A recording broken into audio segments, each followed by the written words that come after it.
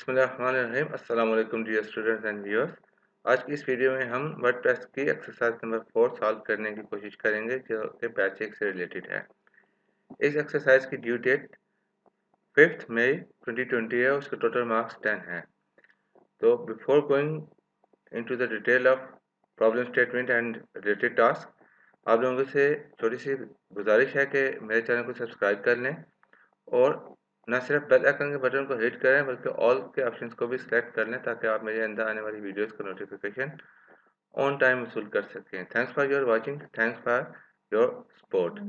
तो चलें अपने प्रॉब्लम स्टेटमेंट की तरफ बढ़ते हैं, उसको रीड आउट करते हैं और उसमें पुशीदा जो टास्क हैं उसको आइडेंटिफाई करते हैं और उसको हल करने की कोशिश करते हैं।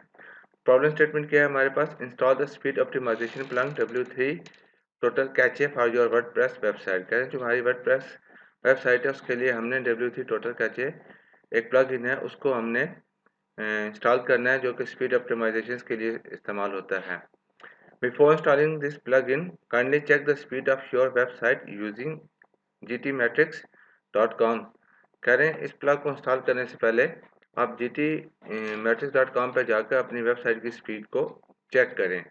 After installing W3 total cache plugin W3 total cache plugin को इंस्टॉल करने के बाद आप दोबारा अपनी स्पीड को चेक करें सेम प्लेटफॉर्म को यूज़ करते हुए जिसका नाम है gtmetrics.com। Send us the screenshot of gtmetrics.com report of before and after installing the plug in. तो कह रहे हैं तो हमने दो स्क्रीनशॉट उनको भेजने हैं, एक वो जो इंस्टॉलेशन से पहले था प्लग इन की और एक दूसरा वो स्क्रीनशॉट जो प्लग इन इंस्टॉल करने के बाद हमें उसकी स्पीड पे जो इफेक्ट पड़ा वो हमने प्लेस करना है अपनी MS वर्ड फाइल में। रिक्वायरमेंट क्या है हमारे पास? तो आपको ये बता रहे हैं कि you can use the following website for free domain and hosting to complete the hands on exercise.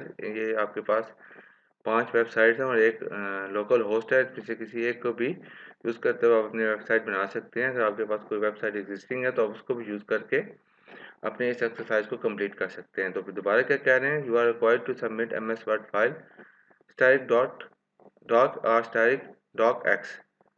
तो कह रहे हैं आप MS वर्ड की डॉक या डॉक एक्स जो फॉर्मेट है उसमें आप ये तमाम इंफॉर्मेशन जो आपकी स्क्रीनशॉट से रिलेटेड होंगी वो प्लेस करने के बाद आपने सबमिट करनी है।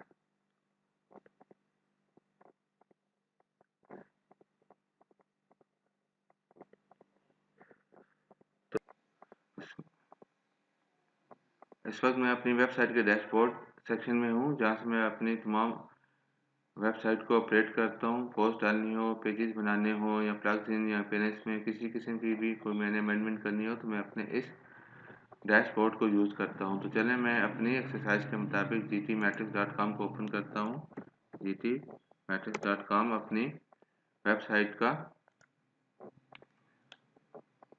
स्पीड स्कोर डिटरमिन करने के लिए इसको कॉपी किया मैंने और यहाँ पेस्ट कर दिया और टेस्ट योर साइट्स।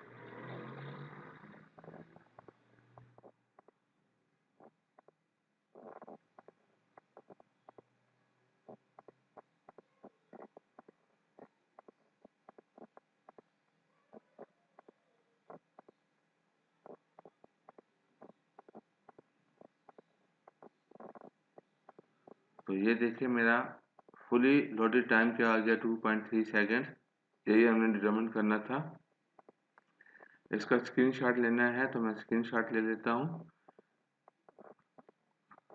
अपनी फंक्शन की और प्रिंट स्क्रीन को एक साथ दबाकर लिया और मैंने जाके अपनी वर्ड फाइल में इसको पेस्ट कर दिया। तो हमारी ये क्या हो गई? पहली टास्क कंप्लीट हो गई। तो अब हमने दूसरी टास्क को कंप्लीट करना है। उसके लिए हमें क्या करना पड़ेगा?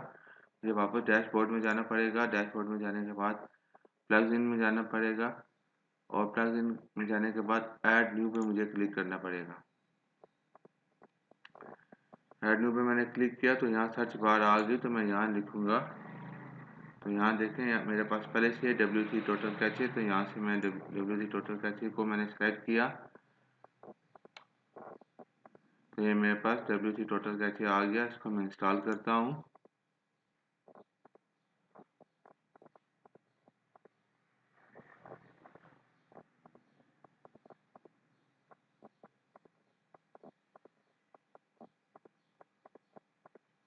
इंस्टॉल हो गया। इसका मैं एक स्क्रीन शॉट ले लेता हूँ।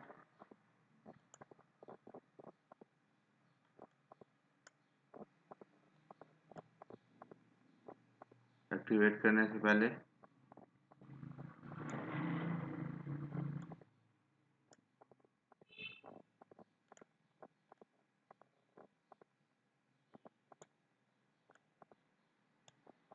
तो मैंने सेव किया। WP4-6-1 लिख दिया मैंने इसको। सेव।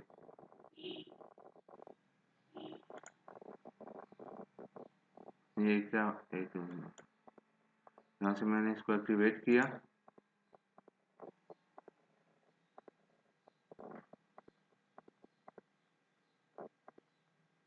तो मैं क्या करता हूँ, अपने प्लगइन सेक्शन में जाता हूँ, देखता हूँ ये इंस्टॉल हुआ है कि नहीं।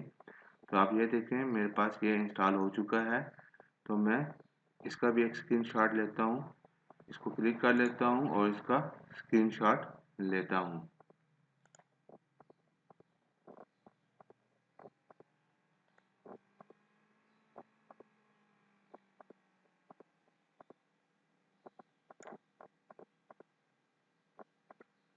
कुछ ज़्यादा ही बड़ा हो गया, चलो मान ठीक करके देख लेंगे। WP4-6-2 सेव हो गया। दोबारा मैं अपने सेक्शन में आता हूँ। यहाँ देखें आपके पास सेटिंग्स का ऑप्शन है, तो आपने सेटिंग्स के ऑप्शन पे क्लिक करना है। क्लिक करने के बाद तो आपको कह रहा है कि आप इसको एक्सेप्ट करें, कि आप उसके टर्म्स एंड कंडीशन से मुत्तफिक हैं। एक्सेप्ट कर लिया मैंने उसको।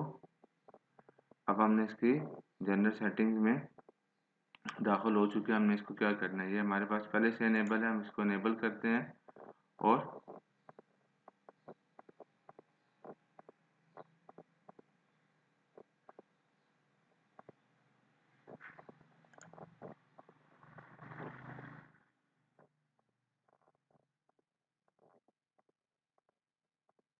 इनेबल किया मैंने इसको।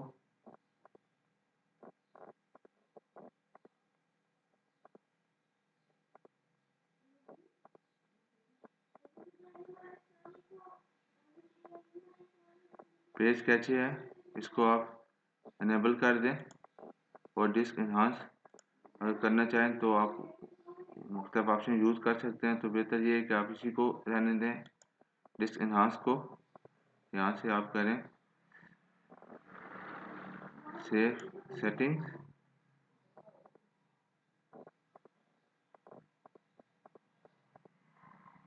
मिनीफाई पे आए, आप मिनीफाई को भी आप अनेबल करें। जैसे मिनीफाई को एबल करेंगे, क्योंकि ये आपके जो थीम्स का CSS या HTML होता है उसको काफ़ी ज़्यादा डिस्टर्ब करता है। तो कह रहे हैं इसलिए आप इसको एक्सेप्ट करें, अंडरस्टैंड द रिस्क। तो इसको सेव सेटिंग्स एंड पर स्केचेस पे करें क्लिक।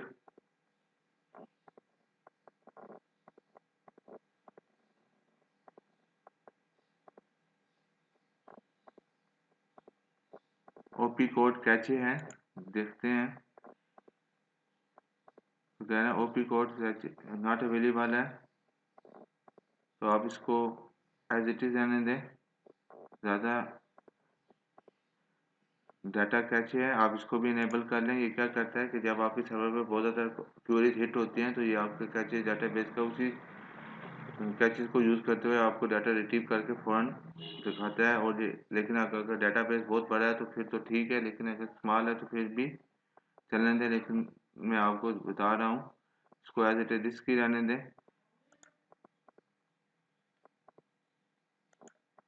अब करके देखते हैं क्या होता है। ऑब्जेक्ट कैचे है, इसको भी इनेबल, इसको सेव एंड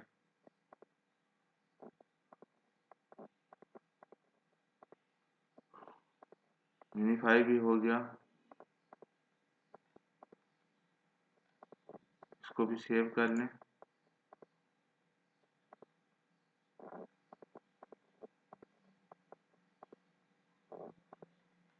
मिनीफाई हो गया, डेटाबेस कैचे हो गया,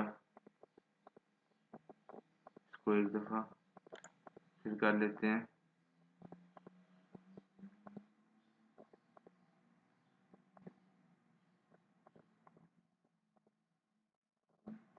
ऑब्जेक्ट कैचे को भी इनेबल कर लेके देख लेते हैं।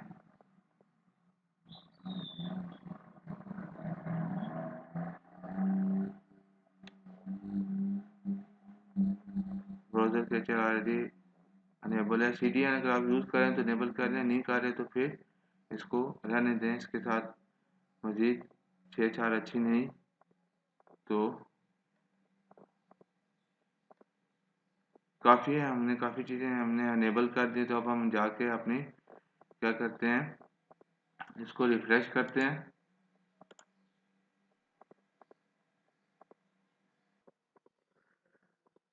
तो अपनी वेबसाइट को रिफ्रेश मैंने कर लिया है, लेकिन यहाँ मज़ीद आगे बढ़ने से पहले मैं आप लोगों से गुजारिश करना चाहता हूँ, क्योंकि मेरी ये जो वेबसाइट है मैंने बिल्कुल नई बनाई है। तो इसका आप देखें fully loaded time already 2.3 second है ना। तो हो सकता है, क्योंकि ये मेरी बिल्कुल फ्रेश है, इस पे इतना लोड ही नहीं है, इतना डाटा ही नहीं है, जिसकी वजह से इसकी जो क्या लोडिंग टाइम है वो ज़्यादा होता। तो ये ऑलरेडी बहुत सही है। तो हो सकता है कि जो मैंने अभी W3 total cache plugin install किया है, तो वो इसकी स्पीड कम करने की बजाय बढ़ा दे, क्योंकि इसमें डाटा ही नहीं है, तो वो मज़ीद कुछ नए फंक्शन डालेगा। और मैंने आपको बताया कि वो CSS को डिस्टर्ब करता है, जो इसकी स्पीड को इस मेरे स्पेशल केस में हो सकता है कम करने की बजाय बढ़ा दे, क्योंकि इस पे वैसे ही डाटा नहीं है।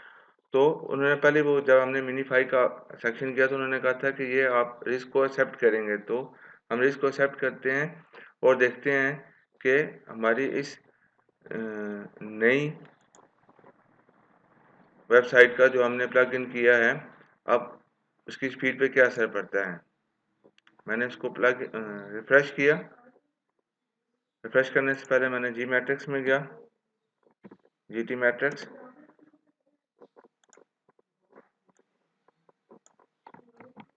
कॉपी किया और नया टेस्ट लिया।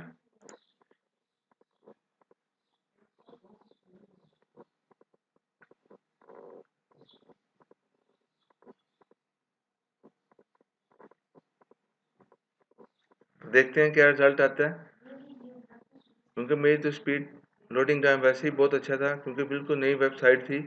सिर्फ 2 उस पर पोस्ट मैंने लगाई थी, वो भी एक एक्सरसाइज की रिक्वायरमेंट थी उसको कंप्लीट करने के लिए। तो ये देखें, तो ये बढ़ने की कम होने की बजाय बढ़ गया। तो इसने हमारी वेबसाइट की लोडिंग टाइम जो स्पीड थी, टाइम था, उसको कम करने की बजाय बढ़ा दिया।